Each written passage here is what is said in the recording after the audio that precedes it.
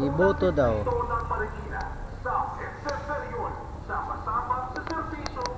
Yo, what's up mga ka-lovers? Magandang araw sa inyo lahat dyan. Magandang umaga pala. Alas ano pa ito? 8:30 pa ata. 8:30 ba?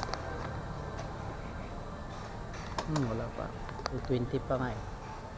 Magandang umaga sa inyo lahat dyan. Sana mabuti kayong kalagayan mga ka-lovers. Medyo mainit-init talaga ngayong araw to, pero kahapon sobrang lakas ng kahapon.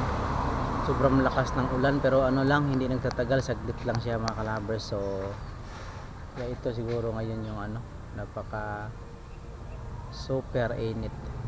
Ayan, init sobra ngayon yung araw na to. Saka tambay na muna tayo. Tambay. Tambay muna tayo eh. Lagi naman tayong tambay. Shout out sa lahat pala na shout out sa lahat ng mga nag-umpisa po sa pagbablog. Tuloy lang kayong lahat at saka kakamit din natin yung yung sinasabi nila tagumpay. Shout out sa 1,000 viewers. Sinasabi nila na tuloy tayo pagbablog kaya kakamit natin yung tagumpay. Saan may yung tagumpay dito?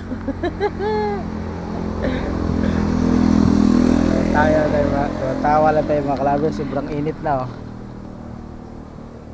sobrang init na dito. Kaya lang muna tayo. Chill na muna. Unsa man kung sa Bisaya pa kanang kuan. Sorry sa kadalanan sagol paniid. Shout out sa lahat ng mga kumusta na pala yung kumusta na yung opening sa pala, yung sa balikan ko yung opening sa amin sa Robinsons. Isa sa mall sa amin na nag-opening. Maraming kuskus batikos. Mahirap yung ang mall na tapat na mag-opening na may eleksyon. May iba nagpapabango, may iba naninira. Yung mga Pilipino hindi lang magtutulungan. Ganun talaga yung sakit ng mga Pinoy, no? Hindi katulad sa ibang bansa na pag ibang bansa may magbukas na mall, layuhin sa lahat yan kasi magtutulungan. At saka ngayon yung pala yung caption natin sa live natin, ilang araw tayo hindi nakapag live kasi saan ba tayo? Saan ba tayo? Ba't di tayo nag live? Busy pala tayo mga ka-lovers, kakahanap buhay. So tuloy natin ngayon. Marami kasi akong nababasa ng marami akong napapanood ng mga videos. Mga ka-lovers, sabi nila ang pagbablog daw malaking tulong sa buhay. Malaking tulong sa buhay, dagdag naman ang sakit ng ulo. Pero sa totoo lang mga ka-lovers, sa akin lang, kahit sa malaki siyang tulong talaga mga ka-lovers. Kahit sa kahit di pa tayo kumikita kasi bago pa lang tayo eh. Ganito yun eh sa akin kasi. Kaya ko nasabi na napakalaking tulong siya kasi katulad ngayon, sa halip na mag-iisip ka ng iniisip mo mga ka-lovers na ang dami mong problema. Ganyan. Lalo na pagka may motor ka or pwede na walking ka sa daan. Yung sa iniisip mo na sa daming problema, kunin mo na lang yung cellphone mo, mag-vlog ka. Ma-divert yung problema mo mga ka-lovers. Ganun lang yun eh. Madadivert yung problema mo. So kaya nasabi ko na gaano ka laking tulong yung pagbablog sa buhay. Lahat hindi naman lahat, maraming iba na lalo na yung mga nagbablog noon na yung matagal na katulad kanila Boy Tapang, yung marami ng mga followers o subscribers. Malaking tulong sa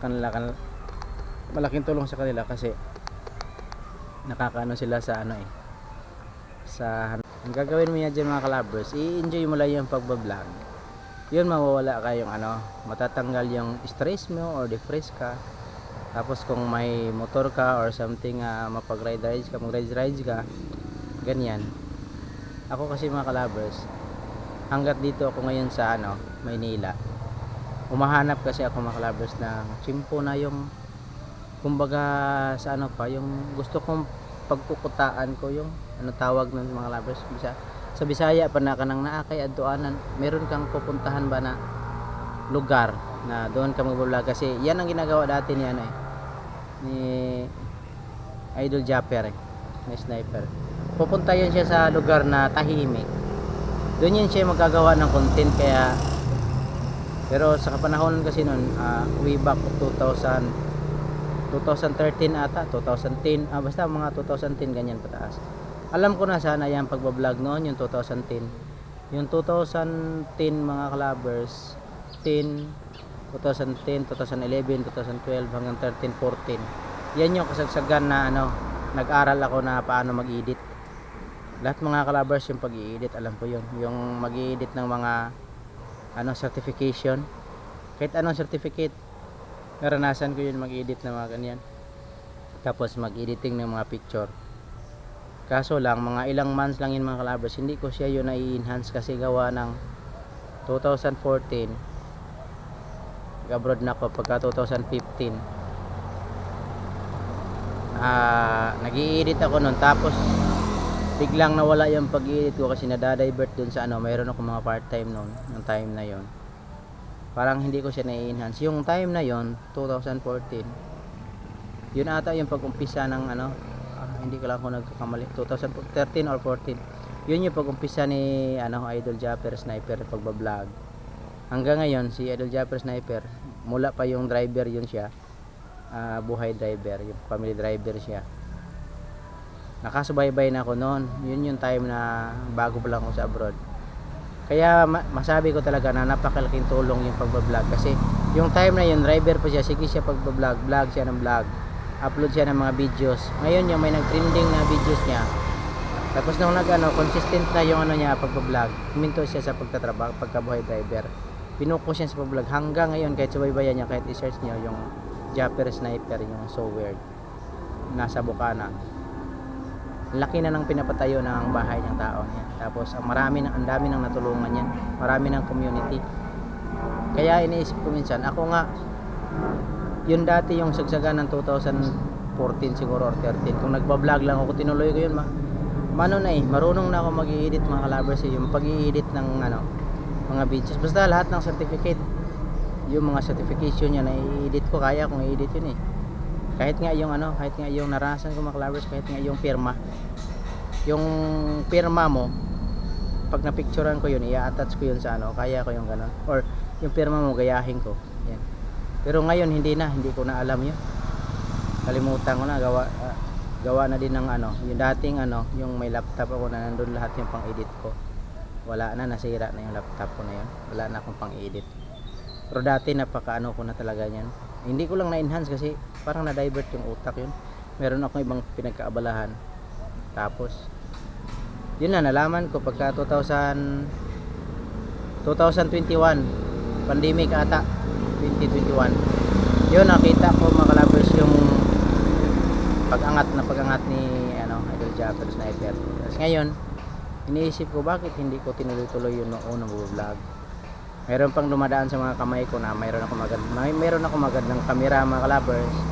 Yun, nawawala lahat yun, wala na sa akin. Ngayon bago, meron akong ginagamit mag-vlog kayo. Ngayon nag-focus ako ng vlog kasi dito ako sa Pilipinas, cellphone lang gamit ko. May kamera ako pero lang naman na kamera, yung mumurahin lang, hindi katulad doon dati sa may kamera ako ng mga kalabers.